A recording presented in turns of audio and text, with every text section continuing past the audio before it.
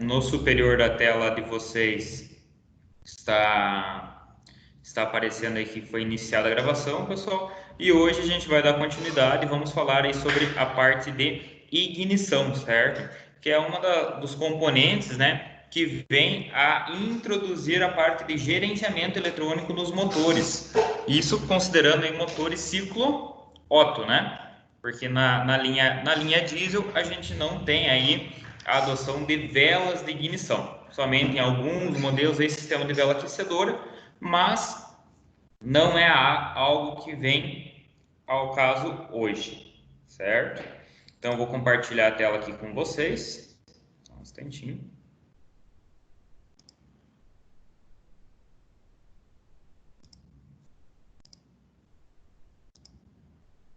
Tá aparecendo aí para vocês, pessoal?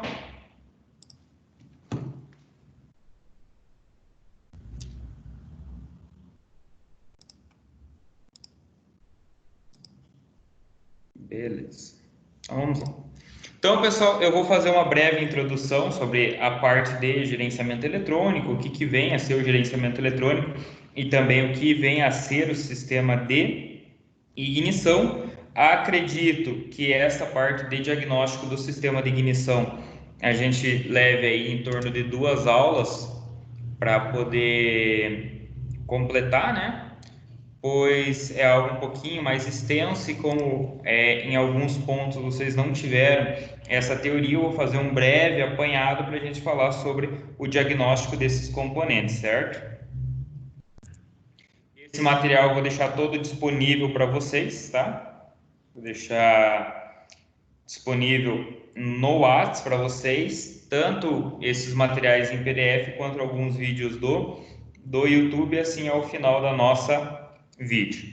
Então, o sistema de gerenciamento eletrônico, pessoal, como todos os demais sistemas que possuem componentes elétricos, que possuem chicotes, né?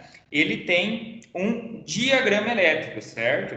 E esse diagrama elétrico tem qual função? Ele tem a função de demonstrar ao manutentor ou ao projetista, a pessoa em questão que está relacionado a algum procedimento desse veículo, para fazer aí a leitura, encontrar aonde estão cada um desses sensores, encontrar aonde estão presentes os chicotes, quais são a cor desses fios que compõem o chicote, qual é o pino de referência de alimentação desse chicote, aquele sistema de pin-out, né?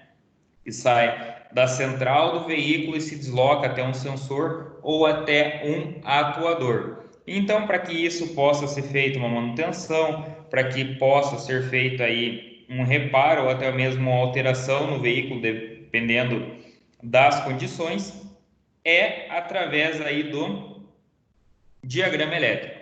Então, saber fazer a interpretação desse diagrama elétrico, saber fazer a leitura, você realmente entender esse diagrama elétrico é algo extremamente importante, pois sem você ter esse conhecimento, nada adianta você ter um bom osciloscópio, você ter um bom scanner, você ter um bom multímetro, sendo que você não tem aí a interpretação desse sistema, certo?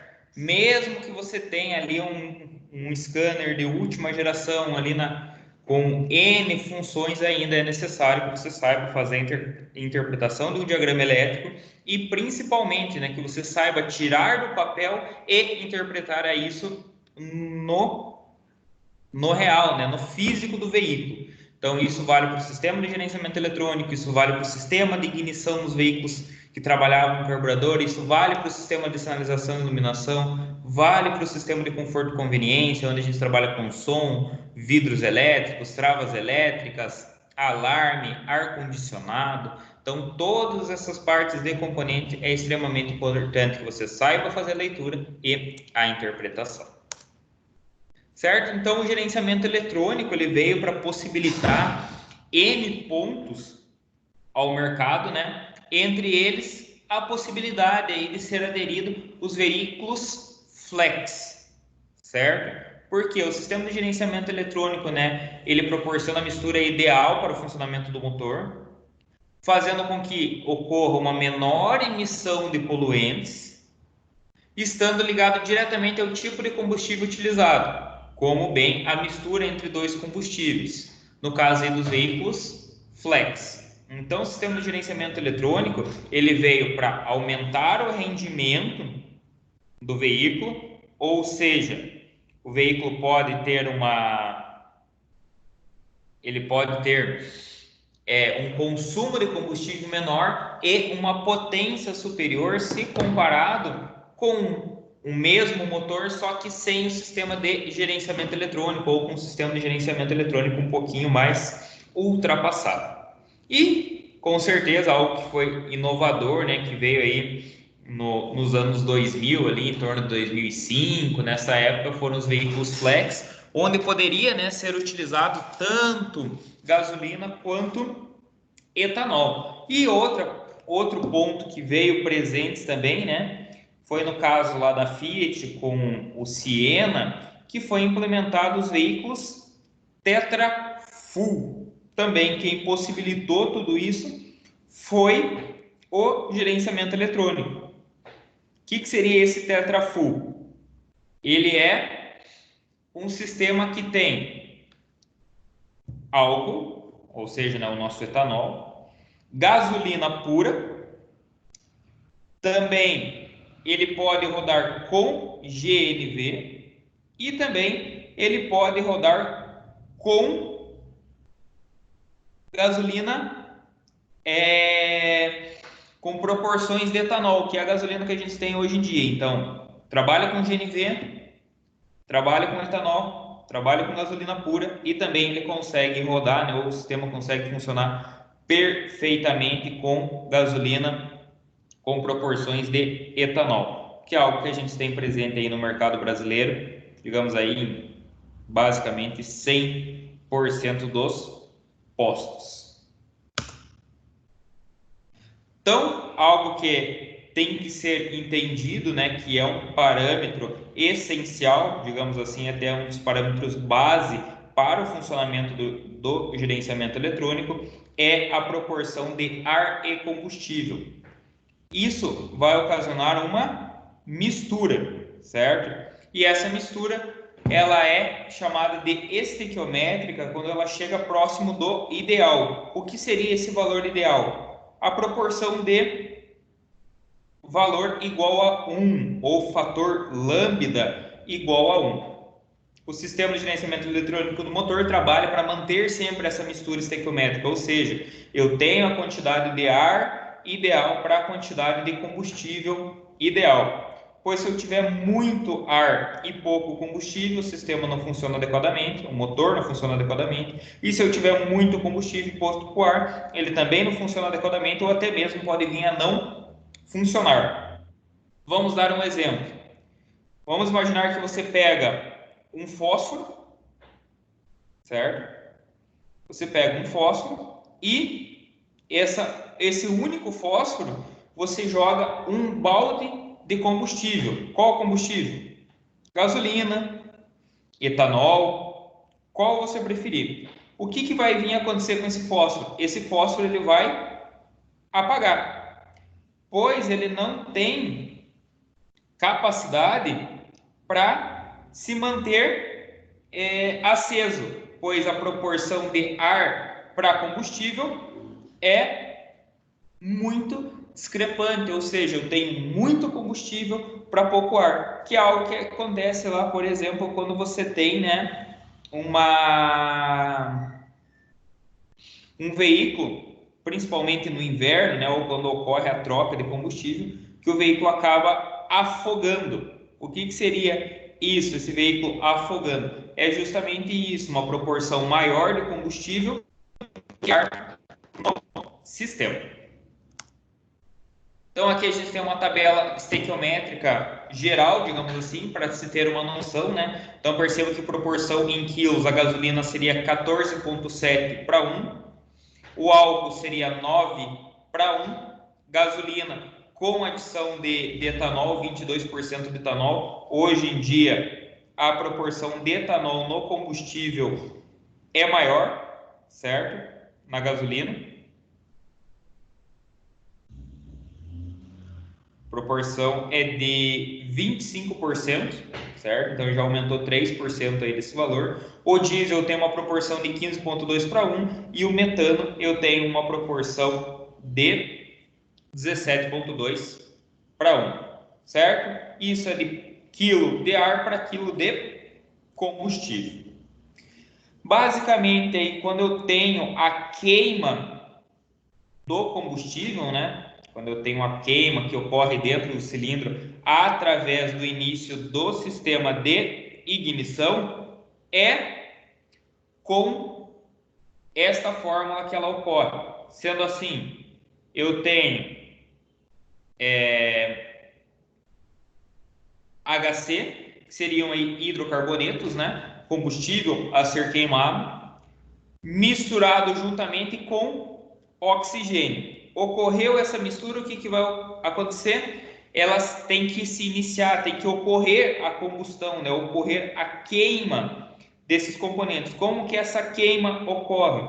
É adicionada uma centelha, uma fonte de calor, certo? Que indica a reação. Ou seja, essa fonte de calor é a centelha oferecida pelas velas de ignição. Depois dessa queima, vai se gerar basicamente como padrão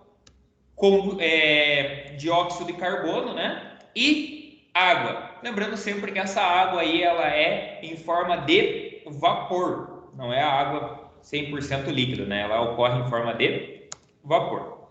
Então, para sabermos, né, se essa mistura é ideal, qual mistura? Ar e combustível, basta dividirmos a quantidade da mistura aspirada pela quantidade da mistura ideal para que se tenha uma relação estequiométrica. Essa relação é conhecida como fator lambda e é representado pela letra grega lambda. Se o resultado for igual a 1, quer dizer que a mistura é estequiométrica, a mistura é ideal. Sendo assim, professor, quer dizer então que o veículo ele mantém 100% do tempo um valor de estequiometria igual a 1? Não, não é isso. Dá para se dizer que o veículo ele passa basicamente aí 100% do tempo tentando manter essa mistura igual a 1. Ou seja, ora a mistura está um pouco mais rica, que o que quer dizer isso? Eu tenho lá um fator lambda menor do que 1, então eu tenho mais combustível e menos ar. Ora, essa mistura está mais pobre, ou seja, eu tenho um fator lambda maior do que 1, eu tenho mais ar e menos combustível. E vai ocorrendo essa variação. Por que ele não consegue se manter exatamente em 1? Pois, ora o veículo está em fase de aceleração, ora o veículo está em fase de desaceleração, ora o veículo está com uma alta rotação, ora ele está em baixa rotação, ora ele está em marcha lenta, ora o veículo está com uma carga maior, ora ele está sem carga. Então, todas essas condições variam diretamente sobre a influência do fator lambda. Então, o sistema ele vai se ajustando a todo instante, em questões ali de partes de segundo, né, milésimos de segundo, ocorre o ajuste basicamente constantemente, tentando manter este valor igual a 1. O princípio dos gases produzidos pela combustão da gasolina, né? Então ele vai gerar aí vapor de água, dióxido de carbono, monóxido de carbono, hidrocarbonetos, óxidos de nitrogênio, hidrogênio, metano, óxido de enxofre e oxigênio. Todos esses gases, né, são, digamos aí, a grande maioria que é produzido no momento da emissão dos poluentes. Certo, pessoal?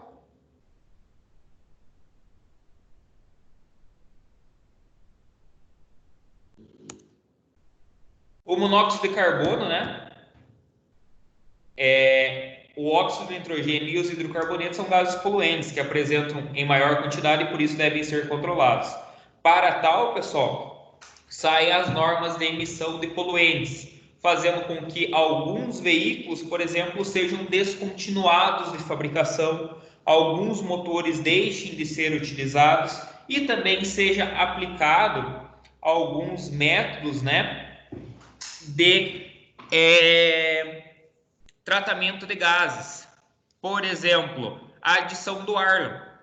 O sistema de Arla, né, que você encontra aí na linha dos pesados e extra pesados, ele é presente justamente para fazer essa baixa da emissão dos gases poluentes.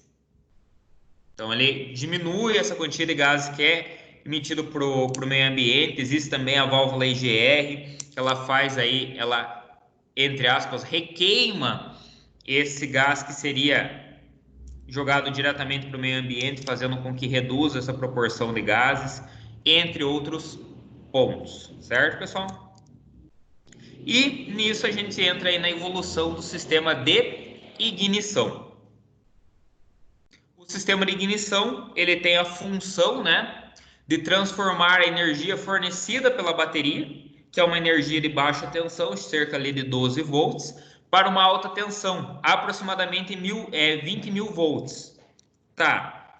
Esse valor é padrão? Não, esse valor não é padrão. Esse valor ele pode se alterar variando de veículo para veículo. Por exemplo, ora eu tenho lá um veículo mais atual que trabalha com uma maior potência, ele tem uma maior necessidade de queima dentro do cilindro, eu vou ter aí, por exemplo, uma bobina de ignição que gera na faixa aí de 30 mil, 35 mil volts. Entretanto, eu posso pegar um veículo mais antigo, por exemplo, eu pego um Fusca da década de 50, que muitas vezes até trabalhava aí com 6 volts em vez de 12 volts, né? Então todo o seu sistema elétrico consistia em cima de 6 volts. Eu vou ter uma tensão fornecida por essa bobina, uma transformação de tensão de 12 volts, 6 volts para em torno de 8 mil, 9 mil, 10, 12 mil volts aí no máximo, pois o sistema de ignição é um sistema mais antigo, é um sistema que não tinha tanta tecnologia para se visar potência e uma melhor queima da câmara de combustão. Ela é muito limitada à tecnologia da época. Além disso, né, o sistema de ignição ele tem a função de distribuir a centelha para as câmaras de combustão do cilindro de acordo com a ordem de ignição do motor. Então vocês já sabem, né, que todo motor ele tem uma ordem de ignição adequada. E essa ordem de ignição varia conforme o número de cilindros, disposição dos pistões e dos cilindros, né? Se são em linha, se são em V, se são em W, se é um motor boxer, né? Que trabalha com cilindros contrapostos. Tudo isso daí influencia na ordem de ignição do motor. E o sistema de ignição é o responsável por fazer, juntamente, né, com o perfeito sincronismo do motor, que ocorra aí a queima dos cilindros na ordem correta. Então, primeiramente, eu dependo de um bom sincronismo do motor, que é feito através de corrente, correias ou até mesmo engrenagens, e posterior a isso, eu dependo de um bom sistema de ignição para que esteja ocorrendo o início da centelha e, por consequência, a queima nos cilindros da forma correta. Então, para que a combustão da mistura ocorra, né, em qualquer condições de funcionamento, o motor é necessário que ele satisfaça algumas condições. O que é essa qualquer condição de funcionamento? Ou seja, o motor mais aquecido, o motor mais frio, o motor com uma carga maior, o motor em fase de aceleração, desaceleração, frenagem, entre outros pontos. Então, a relação estequiométrica da mistura ar-combustível, né? Então, a proporção de ar para a quantia de combustível sempre mais próximo um do outro. Uma mistura bem homogeneizada e com uma boa turbulência.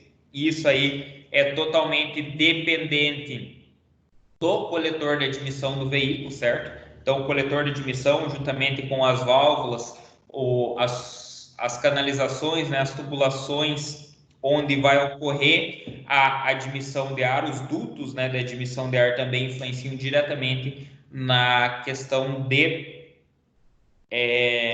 turbulência dessa mistura.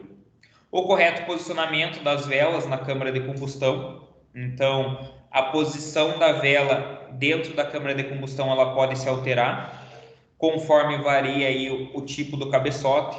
Vamos supor que eu tenho um cabeçote 8 válvulas, unilateral, ou seja, admissão de ar e a exaustão dos gases é feita do mesmo lado. Eu tenho um posicionamento de vela. Eu tenho um motor 8 válvulas, porém com fluxo cruzado. O que isso quer dizer? O ar entra em um lado do cabeçote e acaba aí saindo os gases resultantes da queima do outro lado. Eu tenho um outro posicionamento de vela. Eu tenho um cabeçote aí que ele trabalha com mais de 2 válvulas por cilindro. Por exemplo, eu tenho lá um motor 4 cilindros, 20 válvulas, onde ele vai ter 5 válvulas por cilindro.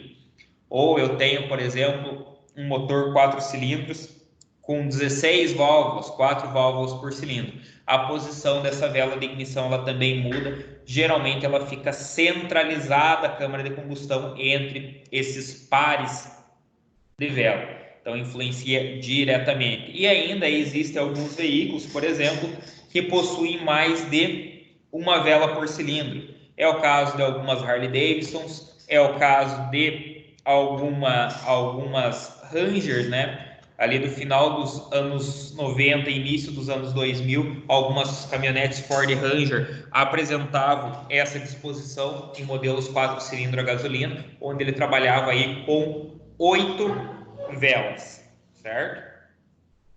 Alguma dúvida até aqui, pessoal?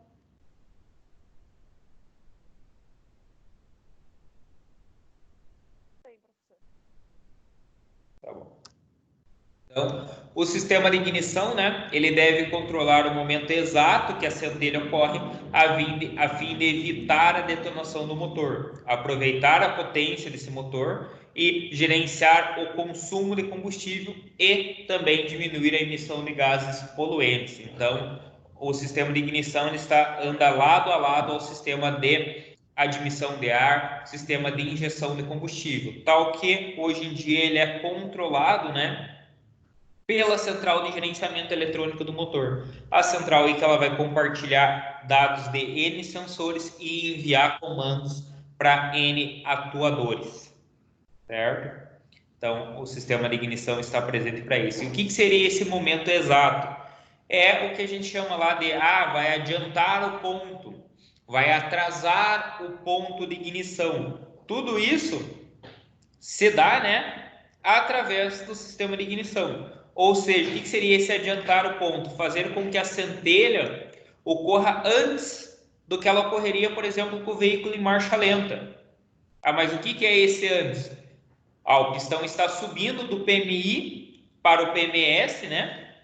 No tempo de compressão, e essa centelha ocorre um pouco antes do motor chegar em PMS, ou ocorre muito antes do motor chegar em PMS. Ou em outros casos acontece depois do pistão chegar em PMS. Então todos esses parâmetros de quando ela acontece é responsabilidade do sistema de ignição. O sistema funciona com uma sequência simples, né? Primeiro eu tenho fornecimento de energia, esse fornecimento é dado pela bateria e pelo alternador. O armazenamento de energia elétrica, novamente aí pela bateria, né? Uma produção de uma alta tensão, essa produção ela se dá na bobina de ignição, então quem é responsável por transformar aquele 12, 6 ou 9 volts em uma altíssima tensão, trabalhando na casa aí de kilovolts, né? É a bobina de ignição. Posterior a isso, eu tenho a formação da faísca, né? Que seria a saída de toda essa tensão pelos cabos, chegando até o distribuidor ou indo diretamente até a vela de ignição, varia aí de modelo para modelo. Distribuição de uma alta tensão às velas de ignição na ordem correta e a inflamação da mistura. Então, quem que inflama a mistura? É a alta tensão elétrica que passa pela vela de ignição que está localizado dentro da câmara de combustão do motor.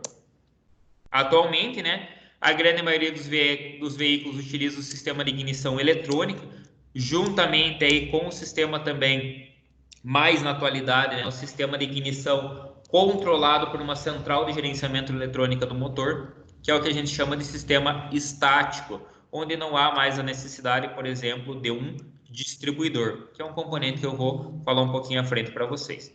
Porém, até alguns anos atrás, os veículos usavam um sistema de ignição convencional, sistema A platinado, que era um sistema com contatos mecânicos e não um sistema com contatos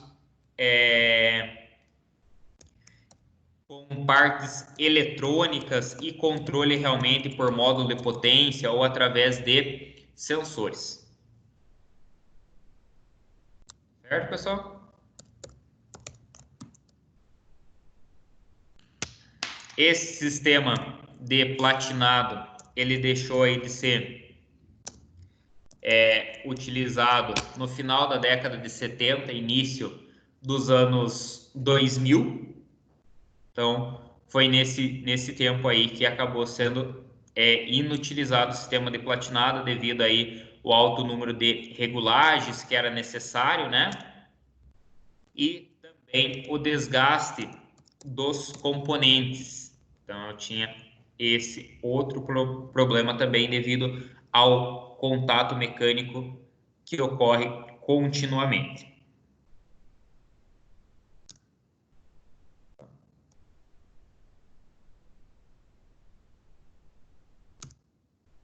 Aqui eu tenho um exemplo para vocês, né? De um sistema com ignição eletrônica, onde eu tenho o armazenador de energia, que é a minha bateria. Percebam que toda essa informação ela passa por dentro do comutador de ignição, então essa tensão ela passa por dentro do comutador de ignição e depois que ela alimenta o primário da bobina com um positivo. Ou seja, o positivo que alimenta o primário da bobina é um positivo linha 15, um positivo pós-chave. Sendo assim, se a chave de ignição está desligada, o sistema de ignição não está funcionando. É fornecido esse 12 volts ou 9 volts para a bobina. A bobina de ignição, então, ela começa a carregar. O que seria esse carregar? Ela começa, através dos seus enrolamentos, né? Ela começa a transformar este 12 volts em 24, em 48, em 1000, 2000, 10.000 volts e assim por diante.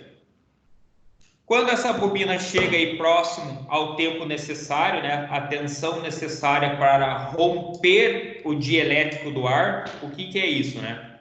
Todo mundo fala que o ar é isolante, ou seja, se você pegar lá uma bateria, ligar um cabo ao polo negativo, outro cabo ao polo positivo e deixar ele à distância aí, por exemplo, de meio centímetro, você não tem um curto-circuito, você não tem faíscas devido aí ao contato elétrico entre as duas partes. Por quê? Porque o ar acaba isolando a passagem dos elétrons. Entretanto, quando você chega aí a uma tensão adequada ou uma alta tensão, né, ela é o suficiente para fazer o rompimento desse dielétrico do ar. Logo, o ar, entre aspas, ele começa a conduzir energia elétrica devido a essa alta tensão presente, certo? Então esse daí é um dos pontos. Mas essa bobina ela tem que chegar no momento que ela vai descarregar, né? Senão ela acaba aquecendo e o veículo deixa de funcionar, certo? Ele deixa de funcionar devido a não ter mais o bom funcionamento da bobina. Quando uma bobina aquece, principalmente esse modelinho que está aí no esquema, essa é uma bobina um pouquinho mais antiga, que é a bobina que a gente fala que é refrigerado a óleo. Ela aquece e o enrolamento dessa bobina, o enrolamento dos fios, né, interno dela, é muito semelhante, por exemplo, ao enrolamento de um alternador, do motor de partida, e ele é recoberto por um verniz. Quando ocorre o aquecimento, esse verniz acaba degradando, e ele degradando, ele acaba fechando, entre aspas, um curto dentro dessa bobina, inutilizando essa bobina. Então, tem que tomar muito cuidado com isso daí. Por isso que o platinado tem que funcionar de forma adequada, senão ele acaba condenando a bobina de ignição do veículo. Com isso, como que essa bobina vai descarregar, né? Como que essa bobina vai mandar essa faísca vai mandar essa alta tensão para as velas através do platinado. Então, o platinado ele é esse componente aqui, certo? E o platinado ele é um contato mecânico. Ele abre e fecha um contato de forma mecânica através do giro, né, de um excêntrico, que é esse componente aqui em verde. O platinado ele fica posicionado aí dentro do distribuidor do veículo, né? Ele acaba ficando, entre aspas, escondido sobre a tampa do distribuidor e ele abre e fecha conforme o movimento e giro do motor. No momento que ele fecha, o que acontece? O platinado acaba mandando um sinal negativo para o condensador e o condensador manda esse sinal negativo para o negativo da bobina, o pino 1 da bobina, que seria esse pino aqui. Com isso, a bobina acaba descarregando através do secundário, certo? Que é a saída através dessa torre, e entra dentro do distribuidor através de um cabo. Esse cabo que vai até a tampa do distribuidor entra em contato com o rotor, que é essa peça interna aqui, certo? E o rotor é o responsável por distribuir, né, a tensão, a faísca, a centelha, de forma adequada para cada uma das velas de ignição. Então, olha aqui, teve a centelha, saiu aqui e acabou tendo a ignição nesta vela em questão. Certo, pessoal? Deu para ter uma compreensão de como funciona o sistema?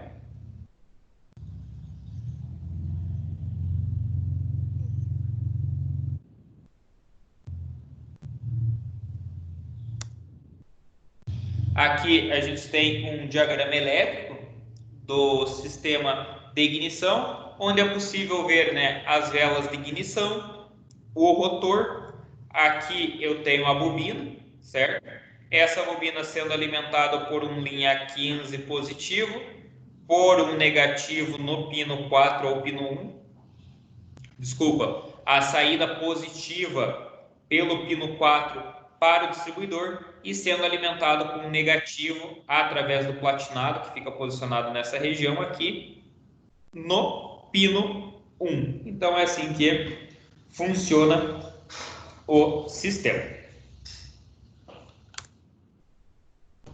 Qual que é a função do capacitor, né? Então, o capacitor no sistema de platinado é um componente que pode vir a trazer aí algumas complicações, certo? E alguns maus funcionamentos. E ele tem a função, né, capacitor ou condensador, ele é ligado em paralelo com o platinado e ele garante que ocorra uma interrupção rápida da corrente, ou seja, como se está trabalhando ali na bobina de ignição uma alta corrente, uma alta tensão, tem-se a probabilidade de ocorrer o retorno de tensão através desse fio que o platinado oferece como negativo. Sendo assim, o condensador, o capacitor, ele tem a função de impedir que essa tensão volte até o platinado e faça com que o platinado acabe entrando, entre aspas, em curto, né? E acabe ficando grudado às suas pontas, que é a ponta onde ora ocorre o contato, ora não ocorre o contato. O arco elétrico ele pode provocar desgaste nos contatos do platinado e aumentar o tempo de extinção da corrente primária, diminuindo a tensão do secundário. Ou seja, se for diminuído muito a tensão do secundário, o que acaba acontecendo? Eu acabo tendo aí uma baixa tensão que não é o suficiente para vencer o arco voltaico, né, o dielétrico do ar e formar o arco voltaico dentro da câmara de combustão para o veículo. Sendo assim, o que vai acontecer? O veículo vai vir a falhar cilindro, o veículo vai ter um baixo rendimento, um alto consumo de combustível e assim vai acabar aí seguindo até uma oficina para ser feito o reparo. A centelha formada nas velas quando a tensão do secundário atinge o valor de ruptura da rigidez dielétrica do ar, né, da mistura do ar combustível, desculpa. A centelha é formada nas velas quando a tensão do secundário, que é essa alta tensão, né, atinge o valor de ruptura da rigidez dielétrica da mistura ar-combustível. Aqui é possível a gente ter uma noção, né? Então percebam que o platinado ele vai carregar a bobina até o momento que se inicia a ignição. Iniciou a ignição, olha aqui, a tensão de ignição, a tensão que vai romper o dielétrico do ar, em torno aí de 15 kV, ou seja, eu tenho aí 15.000 volts. Ocorre uma queda desse pico de tensão, essa tensão vai ficar ali em torno de 3.000, 2.500 volts. Vindo isso, essa tensão vai caindo, até que ela se extingue e existe aí um momento onde o platinado é carregado novamente e se inicia a ignição em um outro cilindro. Quanto tempo demora entre a bobina carregar e ocorrer a queima do cilindro? Em torno aí de 30 milésimos de segundo. Então é algo extremamente rápido, certo, pessoal? É algo extremamente rápido que acontece, pois ele é diretamente proporcional ao número de rotações do motor. Lembrando aí que tem motores que têm rotação máxima aí de 6.000, 7.000, 9.000, 10.000 RPMs, ou seja, são 10.000 rotações por minuto. Então percebam a velocidade que também acontece aí no sistema de ignição.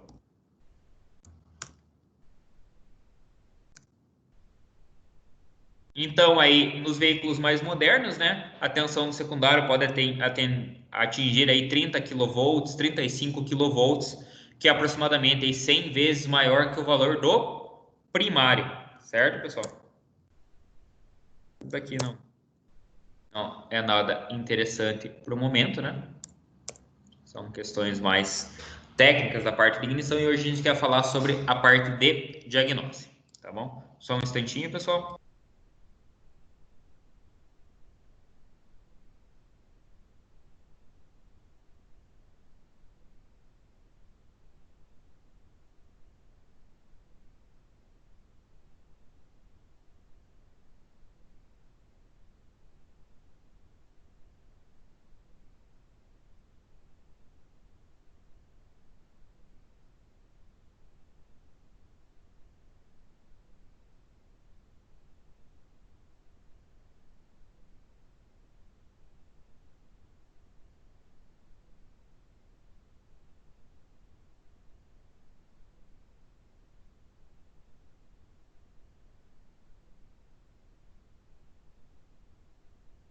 Vamos lá, pessoal, retornando. Então, aqui eu tenho alguns dos componentes principais do sistema de ignição aí, quando era utilizado a parte de distribuidor, onde eu tenho à esquerda, né, nesta região aqui, eu tenho o rotor do distribuidor e aqui eu tenho a tampa do distribuidor. Quais são os problemas que eu posso ter nesses componentes? Que tipo de diagnóstico eu posso fazer nesses componentes? Primeiramente, pego o multímetro em função continuidade, eu faço aí a medição da continuidade entre esse ponto até a extremidade, né, desse sistema. Então, olha aqui, eu venho, faço... Opa! Eu só acabei clicando errado aqui. Eu faço a leitura de continuidade desse ponto central do rotor até essa extremidade para ver se não tem um rompimento nessa região aqui. Outra leitura que eu posso fazer, outro teste que eu posso fazer, seriam nas torres, né, de saída dos cabos de ignição, dos cabos de vela.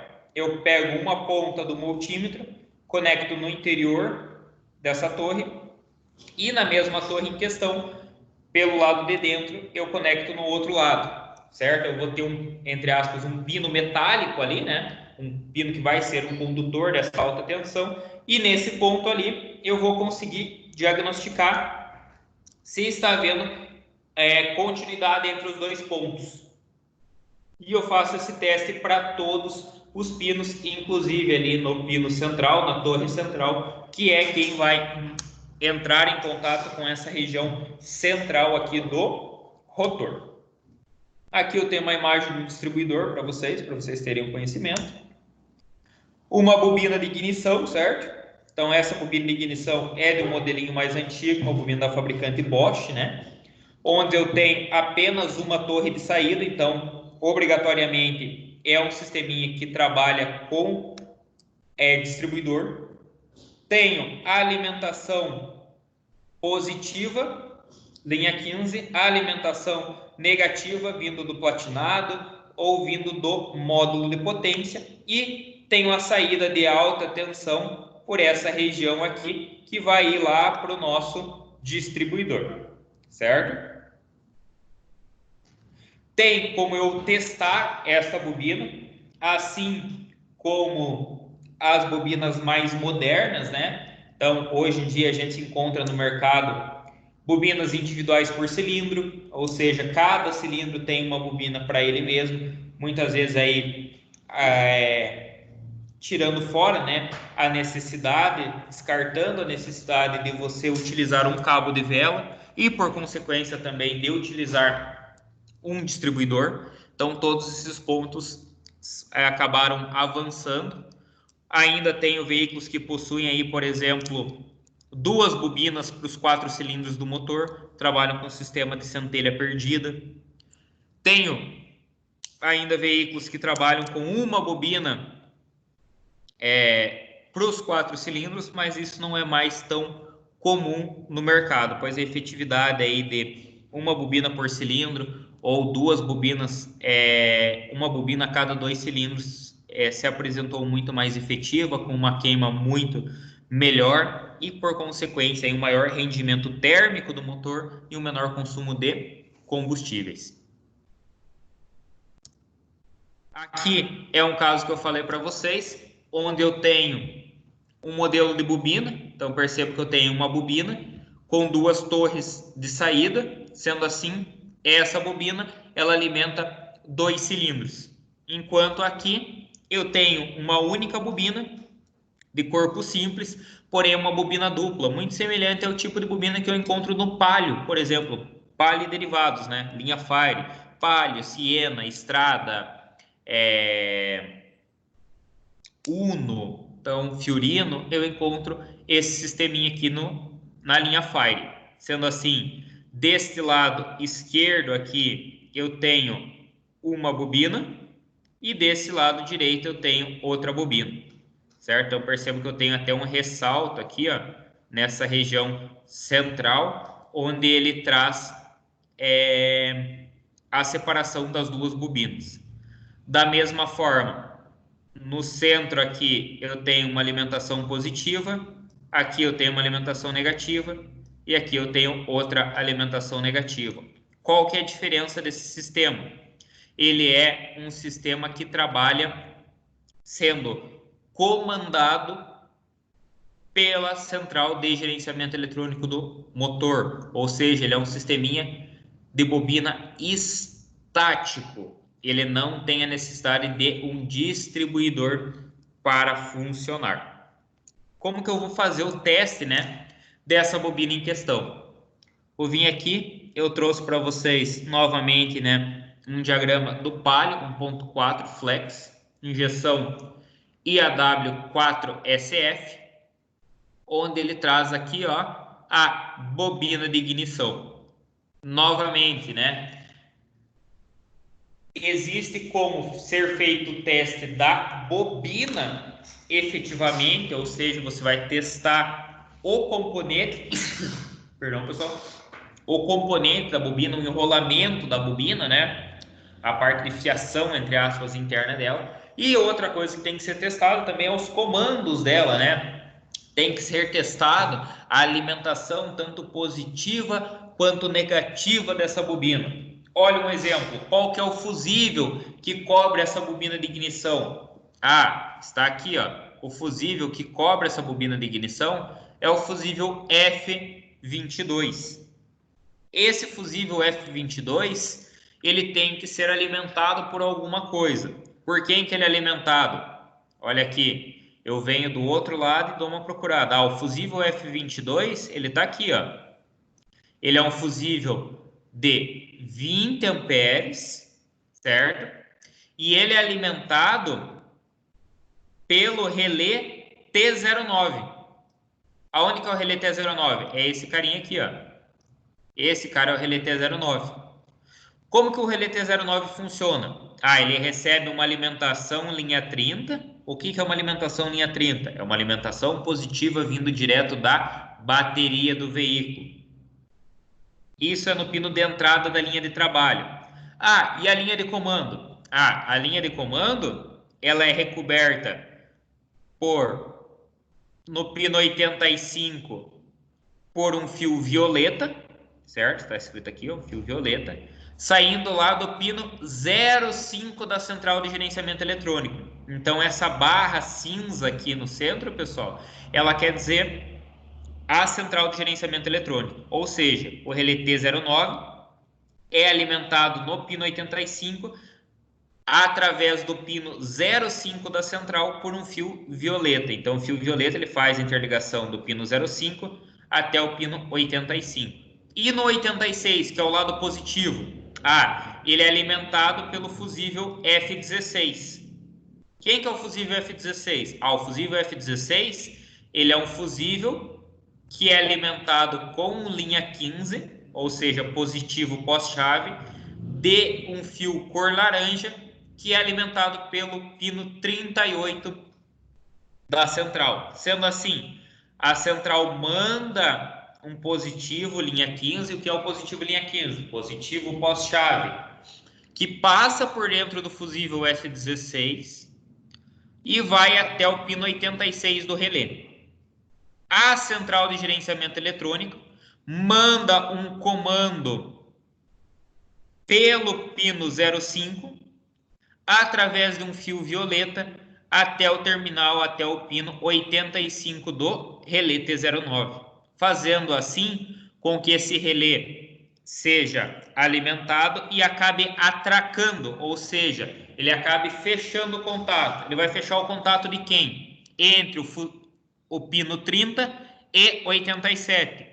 Lembrando que o pino 30 ele é alimentado por um 30 direto da bateria. Esse linha 30 ele vai vir, passar por dentro do fusível F22 e vai alimentar o positivo da bobina de ignição, certo? Lembrando que essa bobina em questão, ela é uma bobina de corpo simples, é uma bobina única, porém ela tem duas bobinas internas, fazendo assim com que esse sistema tenha uma alimentação através do pino 2 dessa bobina positiva para as duas bobinas. Ou seja, se o fusível F22 deixar de ser alimentado, eu não vou ter positivo em nenhuma das bobinas, nem no lado esquerdo da bobina, nem no lado direito, certo? Porque são duas bobinas diferentes, cada uma dessas bobinas alimenta dois cilindros diferentes. Por exemplo, uma bobina alimenta o 1 e o 4, outra bobina alimenta o 2 e o 3. Um exemplo.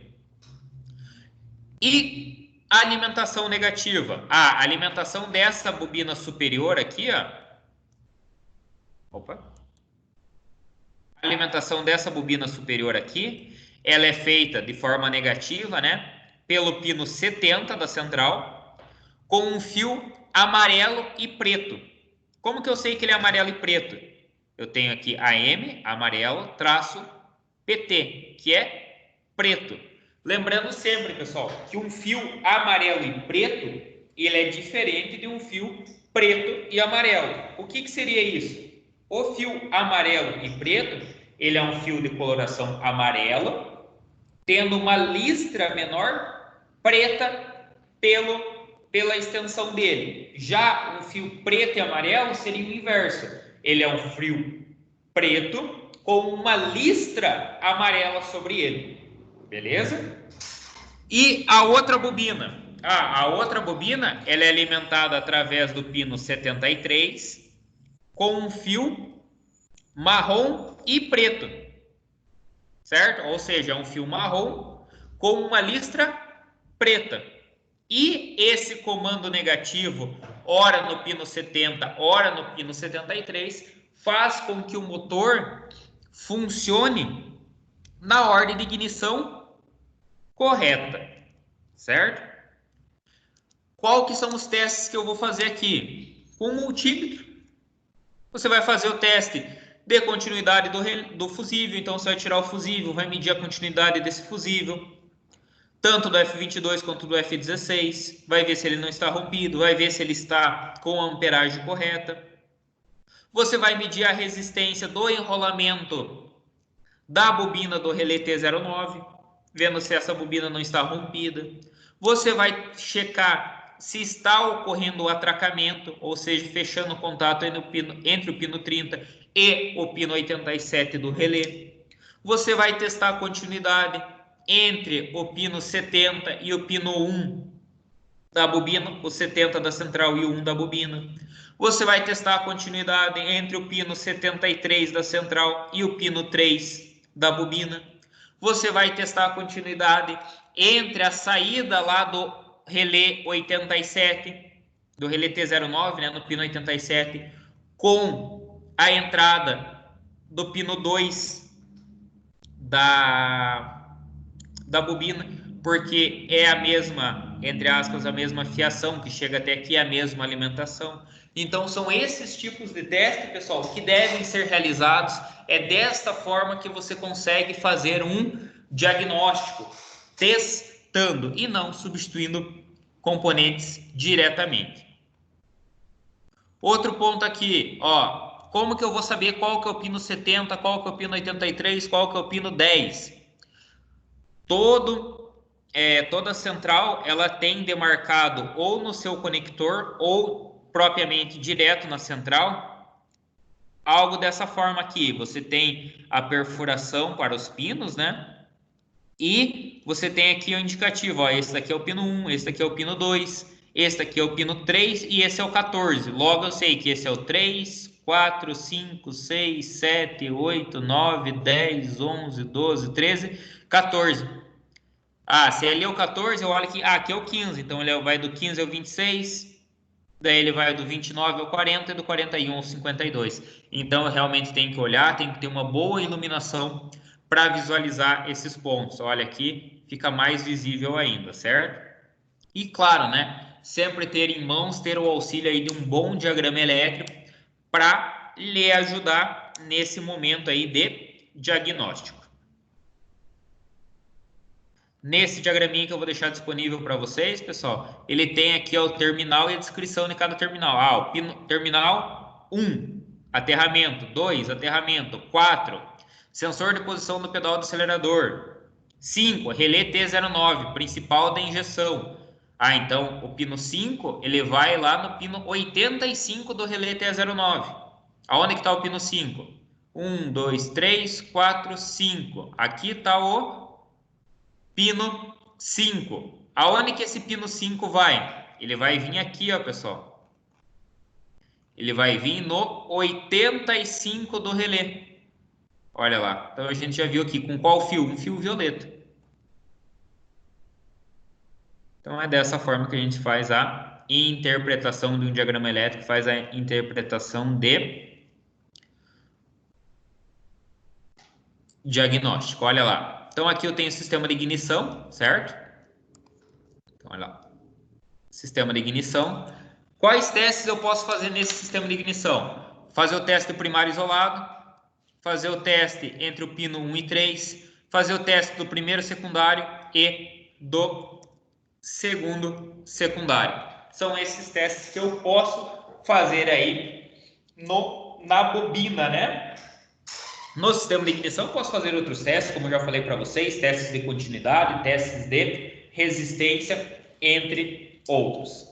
Então, o que vai acontecer? Vamos imaginar ali que eu vou fazer a medição do primário da bobina. Quem que é o primário da bobina, pessoal? O primário da bobina é aqueles terminais que recebem uma baixa tensão, que recebem o 12 volts. Qual que são esses terminais? São esses daqui, ó.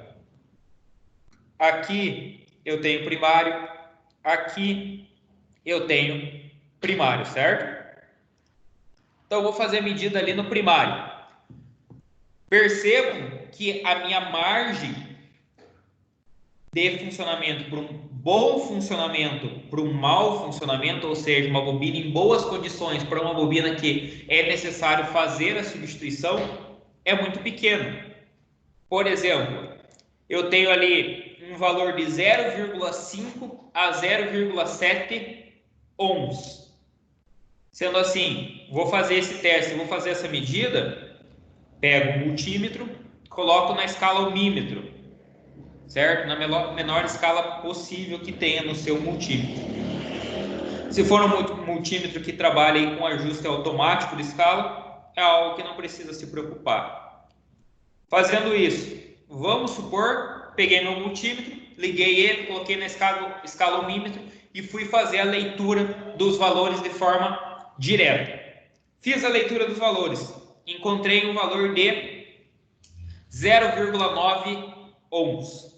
Se eu encontrei um valor de 0,9 ohms, é um valor que seria, digamos assim, né, o suficiente para fazer a substituição dessa bobina de ignição. Porque a minha margem de trabalho, a minha margem de boas condições de funcionamento é entre 0,5 a 0,7. Entretanto, pessoal, sempre quando eu vou trabalhar medindo uma resistência, lembrando sempre, né, que simbologia de resistência é ohms, o que vai acontecer? Eu tenho que considerar a resistência dos meus cabos, certo? Quais cabos? Os cabos de leitura do próprio multímetro.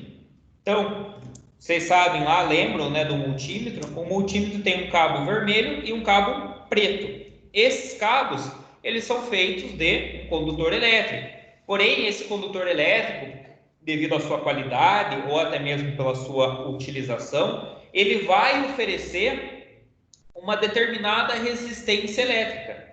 E a gente não tem conhecimento dessa resistência. Mas essa resistência pode vir a interferir diretamente nessas pequenas medidas que a gente venha a fazer eventualmente. Por exemplo, vamos imaginar que eu coloquei na escala ohmímetro, peguei o meu multímetro e encostei as duas pontas dele. Encostei a ponta preta com a ponta vermelha. E encontrei um valor de 3 ohms, 0,3 ohms. Beleza, encontrei o valor de 0,3 ohms. E fui fazer a minha medida. Quanto que eu tinha conseguido na minha medida anteriormente? 0,9. Eu tinha falado para vocês que era o suficiente para a gente fazer a substituição da bobina de ignição. Entretanto, não é, pois se eu encontrei uma medida de 0,9 e os próprios cabos do multímetro oferecem uma resistência de 0,3, eu tenho que descontar esse valor. Sendo assim, 0,9 menos 0,3, eu tenho um valor igual a 0,6. E 0,6 está dentro do valor adequado de funcionamento do primário isolado da bobina.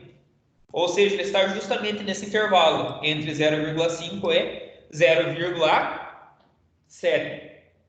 Então, para pequenas medidas de resistência, sempre deve ser desconsiderado o valor de resistência dos cabos do multímetro. Certo, pessoal? Outro teste que eu posso fazer é entre o pino 1 e 3. Lembrando que o pino 1 e 3 são os pinos que recebem o sinal negativo do 70 e do pino 73 da central. Vou medir lá quanto que eu tenho que ter de resistência entre esses dois pinos, de 1 a 1,4 ohms. Novamente, eu tenho que fazer aí, desconsiderar, né, a resistência dos cabos do meu multímetro. Agora eu vou fazer um teste entre o secundário da bobina, secundário lado 1 e secundário lado 2. Já percebam que quando eu falo em secundário, eu já estou trabalhando na casa de quilo-ohms. Então veja, 10,4 a 12,8 quilo-ohms, certo? Se o meu cabo oferece uma resistência de 0,3 ohms, é algo basicamente que é insignificante para a proporção que eu estou trabalhando. Então, deve ser um valor conhecido, mas existem momentos que você pode desconsiderar e existem momentos que é essencial você considerar esses valores. Como que eu vou fazer essa medida entre o secundário da bobina, entre o 1 e o 4? Olha aqui, pessoal. Vamos imaginar, né? Esse daqui é o meu secundário, certo? Eu vou pegar o positivo daqui e vou ligar aqui. Aqui eu coloco, vamos supor, a ponta preta e aqui eu coloco a ponta vermelha e faço uma ponte entre os dois. Fazendo isso, eu vou ter a medida de resistência entre o primário. Qual que deve ser essa medida? Essa medida deve ser ali do valor que a gente encontrou, isso lembrando, uma bobina do Palio, né? De 10,4 a 12,8 ohms, quilo-ohms. Então, vou fazer isso aqui e também vou fazer isso aqui. Então, ora eu coloco a ponta aqui, ora eu coloco a ponta aqui. Fazendo assim, eu consigo ter a leitura dos valores de resistência do secundário da bobina. Certo, pessoal? Alguma dúvida em relação a esse teste? Lembrando que esse valor ele é muito próximo, né, para várias bobinas, porém é sempre interessante você ter aí um valor padrão, né? Você ter o parâmetro real de comparativo para cada veículo, né? Ou para cada bobina. Pode-se utilizar aí uma margem meio que geral, pois se você tiver um valor que extrapole muito fora desse valor geral das bobinas, com certeza ela está danificada, porém é sempre importante você trabalhar aí com um valor próximo, com um valor real do que você encontra na tabela de verificação para aquele veículo em questão. Certo, pessoal?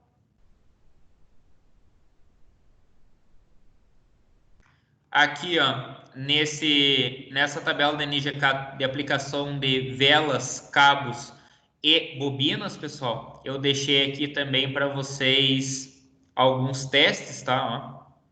Então, tem algumas imagens e alguns testes para vocês visualizarem depois, ó. Então, tem uma inspeção aqui de testes da bobina, como trinca, oxidação, quebra da torre, né? Então, quando quebra a torre aqui, oxidação novamente ali dos conectores. Eu tenho aqui desalinhamento de terminais, derretimento de terminais e de secundário, quebra de carcaça, trincas na carcaça, na resina epóxi, alguns testes que devem ser elaborados, né?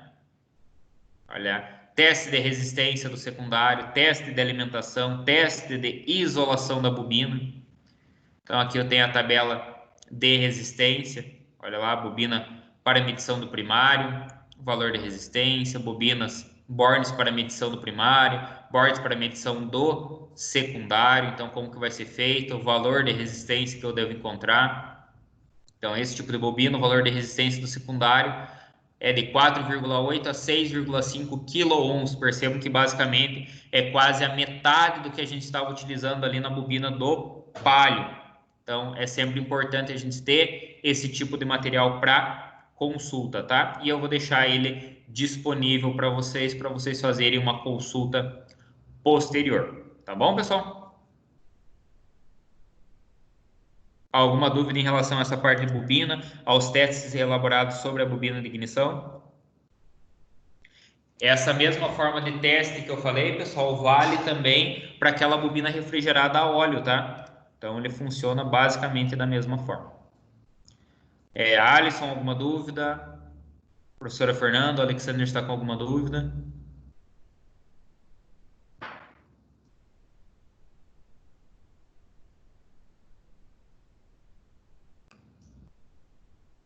Tudo tranquilo?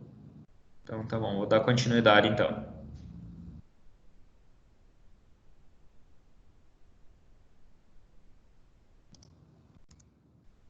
Então aqui eu tenho um outro exemplo de bobina, né? Que seria uma bobina que é utilizada em veículos de forma individual. Então tem uma bobina que tem aplicação individual. É um tipo de bobina apresentado nos veículos lá que utiliza uma bobina por cilindro. Ela acaba descartando, né, a utilização do cabo de vela. Ela mesma já tem incorporada a ela, digamos assim, né, um cabo de vela.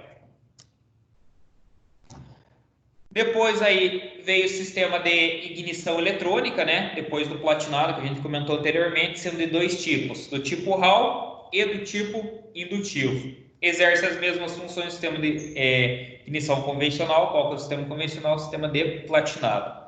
A diferença básica entre o sistema convencional e o eletrônico é que neste os contatos mecânicos do platinado são substituídos por um gerador de impulsos indutivos, o que elimina o problema de desgaste de contatos e de regulagens do platinado. Então, o sistema de ignição eletrônica, pessoal, foi um dos primeiros módulos, para não dizer o primeiro módulo, né, que foi implementado nos veículos de caráter nacional. Então, que era um módulo de potência que ele fazia o controle da ignição de forma eletrônica, evitando lá aquele ajuste constante, né, do platinado devido ao seu desgaste físico. Aqui eu tenho um sisteminha, né, indutivo, onde ele trabalha aqui por um gerador de impulsos. Então aqui eu tenho o meu gerador de impulsos. Tudo isso aqui, pessoal, fica posicionado ali dentro do distribuidor, tá? Geralmente o gerador de impulsos, né, indutivo localizado no distribuidor, sendo o rotor o emissor de impulsos no eixo distribuidor. O campo magnético, então ele trabalha ali como uma forma de um eletroímã, né, é alterado periodicamente, fazendo com que eu tenha uma onda. Percebo que é uma onda aí num padrão quase que senoidal. Como que eu consigo fazer a visualização dessa onda, pessoal? Através de um osciloscópio. Com o osciloscópio, é totalmente possível você fazer a visualização dessa onda. Perceba que ora ela é positiva, ora ela é negativa. Então, ela é uma onda de tipo alternado. O módulo de potência, certo? Ele envia impulsos através do chaveamento de um transistor, substituindo o platinado. E aqui eu tenho um exemplo, né, de um sistema com ignição eletrônica do tipo indutivo. Percebam que agora eu tenho um módulo de ignição, um módulo de potência. Ele vai gerenciar, digamos assim, o momento em que a bobina deve descarregar e, por consequência, gerar aí, né, a centelha na vela do veículo. Olha lá, então eu tenho aqui, né, 6 pinos. Pino 6. Vamos começar aqui pelo pino 6. O pino 6, ele é responsável pela alimentação pelo pulso negativo que é enviado lá no terminal 1 da bobina. Pino 5. O pino 5 é o pino massa, né? Ele faz o negativo juntamente à carroceria do veículo. Muitas das vezes ele sai logo que tem o conector da central de potência, né, do módulo de potência, ele já sai um fio e na ponta desse fio tem um olhal. Esse olhal vai parafusado aí na carroceria do veículo, muitas vezes é no mesmo ponto de fixação do próprio módulo de potência, alimentando de forma negativa a central. O pino 4 é quem recebe alimentação positiva. Percebam que essa alimentação positiva é uma alimentação linha 15, ou seja, uma alimentação pós-chave. E nesse mesmo fio é feita aqui uma ligação que vai alimentar o positivo da bobina, né? Ele que vai alimentar o positivo da bobina, vai alimentar o pino 15 da bobina. E em alguns sistemas é presente, né, esse componente aqui, ó, pessoal, que é a chamada resistência de ballast. Ele pode realmente ser uma resistência ou pode ser um fio resistivo.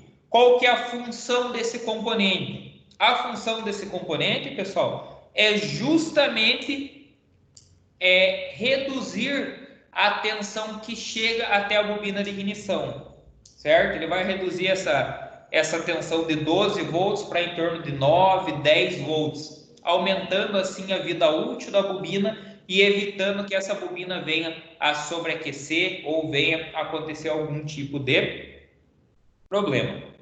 Pino 3 da central é o pino vazio, certo? Então ele é um pino que não vem nada ligado nele, porém em alguns veículos ele vem como opcional para ser ligado aí um sinal de contagiro do motor, né? Então, quando você tem lá o tacômetro, tem um contagiro no painel, né? É através desse pino que muitas vezes é pegado o sinal, não obrigatoriamente, mas pode ser feito através dele. E o pino 1 e 2 da central é quem recebe, né, aquele sinal alternado que vem do distribuidor, né? Então, aquele sinal lá de uma onda muito semelhante a uma onda senoidal que vem do distribuidor, ele chega através do pino 1 e 2 da central. E o outro modelinho que eu tenho é o distribuidor de efeito Hall, né? Ele trabalha através do princípio Hall e tem aí também o seu diagrama elétrico. Qual que é a principal diferença? Ele é um módulo com dimensões muito menores, né, do que do sistema indutivo, e ele trabalha com 7 pinos ao invés de 6. Mesmo assim, um pino é vago. A gente vai dar uma olhada agora. Olha lá, pino 1. O pino 1 é esse chicote aqui, ó. Ele é responsável pelo pulso negativo, né? Pelo sinal negativo que vai até o pino 1 da bobina. Pino 2, ele é o aterramento, né? É ele que faz o negativo do módulo de potência. Pino 3, então o pino 3 ele sai aqui e vem até aqui. Ele é o negativo lá do conector que vai para o sensor do distribuidor. Pino 4 está disposto aqui. Ele é alimentação 15 positiva, 12 volts do módulo de potência, assim como uma alimentação linha 15 do pino 15 da bobina de ignição. Então é através dele que vai lá a alimentação positiva para a bobina de ignição. Pino 6 e 7. Pino 6 positivo do conector do sensor Hall e pino 7 sinal desse conector. Pino 5 positivo e pino 6 sinal, sendo o pino 7 vago, certo? Então o pino 7 ele também não tem nenhuma função, ele é vazio. Em alguns modelos é aplicado lá aquele sinal do sensor D, é o sinal de rotação do motor. E hoje em dia, né, como eu já vim exemplificando para vocês, existe o sistema de ignição eletrônico estático. É um sistema utilizado atualmente nos veículos, que é muito mais confiável e ele elimina diversos componentes mecânicos, entre eles distribuidor, rotor, tampa do distribuidor, são alguns dos componentes que é eliminado. Módulo de potência também é eliminado com esse sisteminha. Olha lá, esse aqui é um caso onde eu tenho a central eletrônica do veículo, certo? A central eletrônica, ela comanda um relé e através a central eletrônica, ela recebe aí um sinal de um relé e através disso ela manda aí uma alimentação negativa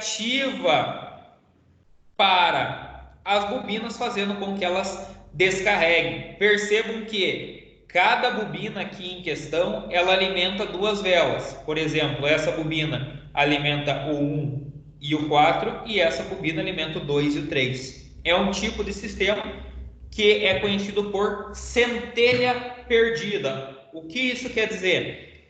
Que cada vez que essa bobina é descarregada, ela manda a centelha para duas velas. E uma delas é aproveitada. Vamos usar um exemplo. Ela mandou a centelha para o pino 1, para a vela 1 do cilindro 1 e para a vela do cilindro 4. O cilindro 1 estava terminando o tempo de compressão, passando para o tempo de explosão. A centelha foi utilizada.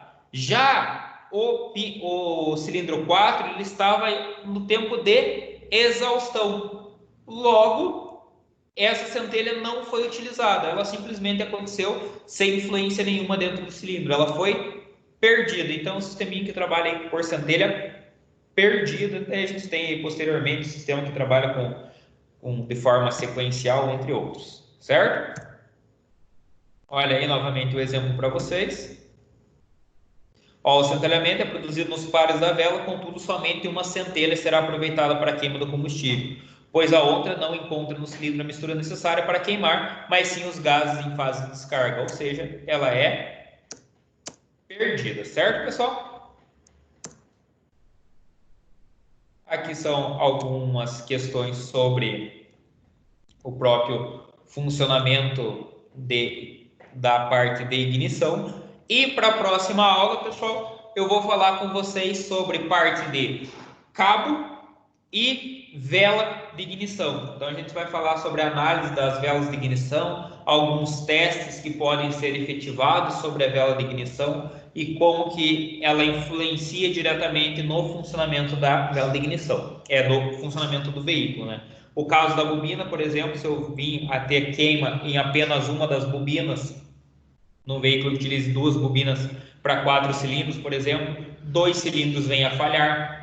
Se eu tiver o problema de queima da bobina, né, sendo uma bobina para todos os cilindros, o veículo não entra em funcionamento, por consequência eu não tenho centelha. Lembrando que o princípio de funcionamento de motor a combustão interna é o triângulo do fogo, né, pessoal? Ar, combustível e fonte de calor. No caso do ciclo Otto, a fonte de calor é centelha. No caso do ciclo diesel, a fonte de calor é o ar em alta compressão, extremamente aquecido. Então, são esses dois pontos que a gente tem aí. Se eu não tiver centelha, o motor não entra em funcionamento. Ele gira, mas não entra em funcionamento até o momento que a bateria acaba sendo descarregada. E daí você tem mais um problema a ser solucionado. Entretanto, com um multímetro, um diagrama elétrico e um bom conhecimento técnico, pode ser solucionado e diagnosticado de forma extremamente rápida esses componentes. Certo, pessoal?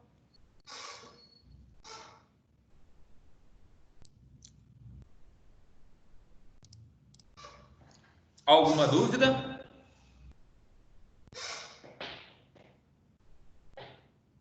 Alguma dúvida em relação ao que foi falado hoje, bobina de ignição, a parte do diagrama, a parte de alimentação, como que funciona? Eu vou deixar disponível para vocês ao final da nossa vídeo toda a parte do material que foi utilizado hoje, certo? Vou deixar ele disponível se vocês quiserem ler ele na íntegra. Vou deixar aquela apostila da NGK também, onde mostra a aplicação de velas de ignição, bobina de ignição e cabos de vela. Vou deixar também disponível para vocês ali um material sobre o funcionamento do sistema de ignição, caso os senhores acabaram ficando com alguma dúvida quando tiveram essa teoria. Então, para relembrar esse funcionamento, eu vou deixar disponível para vocês. Ele fala tanto do sistema com platinado, quanto do sistema com ignição eletrônica, certo? Então, ele fala sobre todo esse conceito de funcionamento. Vou deixar disponível para vocês fazerem a leitura. E também, para auxiliar vocês aí numa possível manutenção futura, eu vou deixar disponível o diagrama do Palio para vocês fazerem ali a interpretação do diagrama. Se vocês quiserem interpretar, circular quais são os caminhos, como que funciona, também fiquem à vontade, tá? Fico disponível para retirada de dúvidas, para qualquer conteúdo que vocês tenham ali, qualquer conteúdo que a gente trabalhou, né, que vocês tenham uma dúvida ou tiveram alguma dificuldade. Se for necessário, faço uma vídeo direta, digamos assim, uma vídeo privada, pode me chamar no WhatsApp no particular, pode me chamar no grupo, estou a dispor de vocês para retirar as dúvidas, tá bom, pessoal? Se vocês não tiverem mais dúvidas aqui, vou finalizar o vídeo e vou passar as indicações de leitura, as indicações de vídeos para vocês e já converso com vocês lá no grupo do WhatsApp. Eu só tenho um comentário, professor. Pode falar.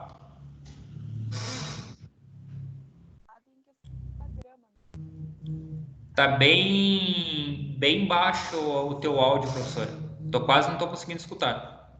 Então agora melhorou? Agora melhorou. Então é por isso que eu falava e o professor não parava. Ah, não, eu não escutei em momento nenhum você falar. Desculpa. Não tem problema. Eu só falava que eu queria que os diagramas para ele é muito difícil, tanto para eu explicar e ele não me pergunta. Para ele tá tudo bem, tudo certo. É isso que me preocupa, sabe? E essa parte de que eles não foram tão a fundo, né, no semestre passado, deixa eu até entrar aqui no diagrama, ele não foi tão a fundo no semestre passado nessa parte de gerenciamento, né? Acabou finalizando, acabou acontecendo a paralisação, né? Antes da gente finalizar esse conteúdo. Ele vai ter que ter uma dedicação maior nessa parte de diagrama, pois a parte de gerenciamento eletrônico do motor, a parte de diagnóstico agora do quarto período, né?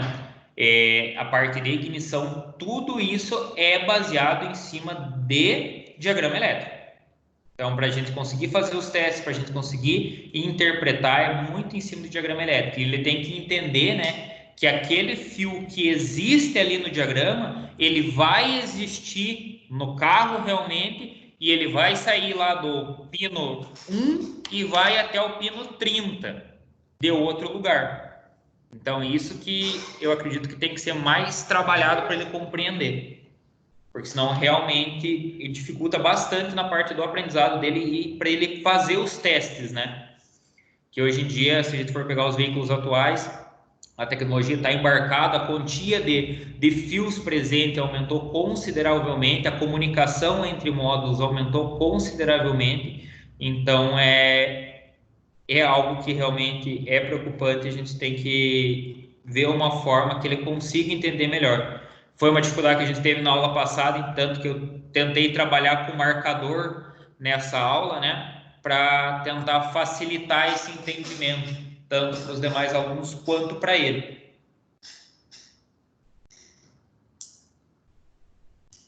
Sim, eu comentei com ele de pegar agora que o professor vai enviar no WhatsApp e tentar procurar fios, aonde vai, para qual fusível, para qual relé, tentar pesquisar mesmo e né? Claro que isso vai mudar, né, de veículo para veículo, mas o conceito é o mesmo. O que eu acho bem interessante, se a gente for pegar esse diagrama em questão, a gente tem a central do veículo aqui, né, e tem todos os pinos dessa central, da onde ele sai para onde ele vai.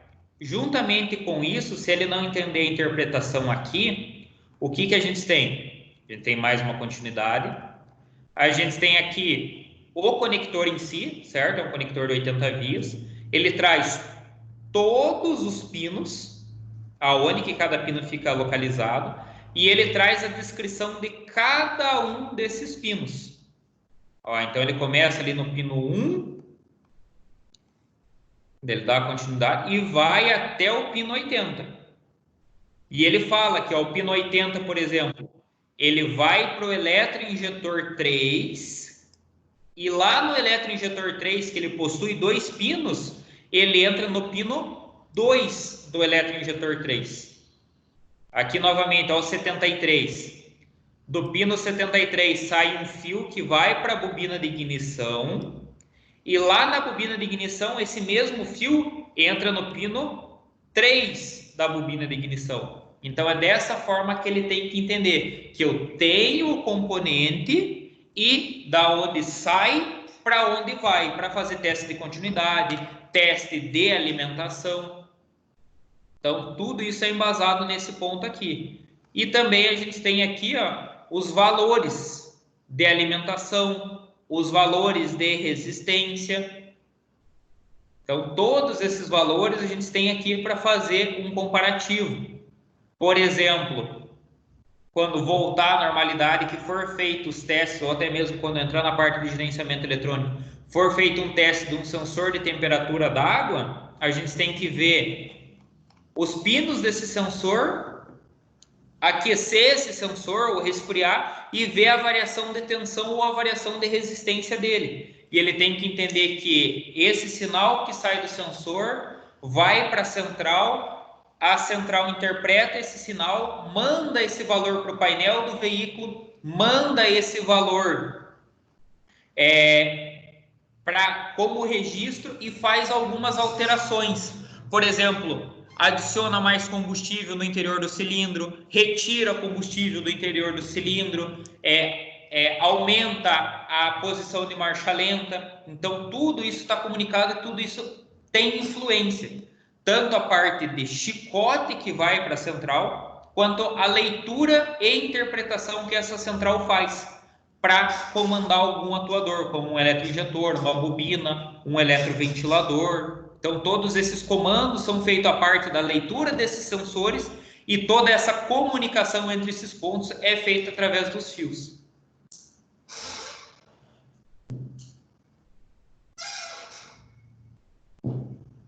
Sim, professor, expliquei e ele disse que está tudo bem, que vai dar uma olhada após a aula e se tiver dúvida, retorna. Então tá, peça para ele imprimir esse material, se possível. Pode imprimir em preto e branco. Se ele não quiser imprimir todo o material, quiser imprimir apenas a parte ali onde eu tenho o diagrama e onde eu tenho os conectores, ali a descrição de cada conector, seria interessante ele pegar e realmente rabiscar ali, passar com a caneta, esse daqui vai para cá, para lá, é tal cor de fio, para praticar. Pois, diagnóstico, elétrica, eletrônica, a mecânica em si, além do conhecimento técnico, é prática e é entendimento. Se ele entender, ele não esquece. Se ele decorar, qualquer pessoa acaba esquecendo. Então, entender é o primordial nesse ponto. Tá bom, professor. Obrigada. De nada. Qualquer dúvida, professor, é só entrar em contato. Vou finalizar por aqui a vídeo, então, pessoal. Já entro em contato com vocês no WhatsApp. Qualquer dificuldade, qualquer divergência, qualquer dúvida que vocês tenham, entre em contato comigo para a gente tentar sanar essas dúvidas, tá bom? Obrigado, abraço a todos. Já falo com vocês lá no WhatsApp.